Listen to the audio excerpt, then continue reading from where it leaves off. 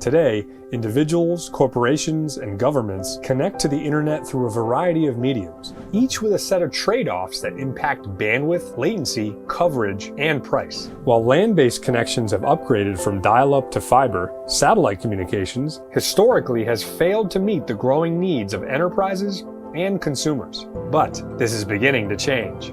With a significant reduction in launch costs, improvements in satellite manufacturing, and a growth in private capital fueling innovation, the new SatCom industry is poised to create a space-based internet backbone. This SatCom-led Internet of the Future will enable and enhance some of the most exciting innovations in consumer and enterprise technology.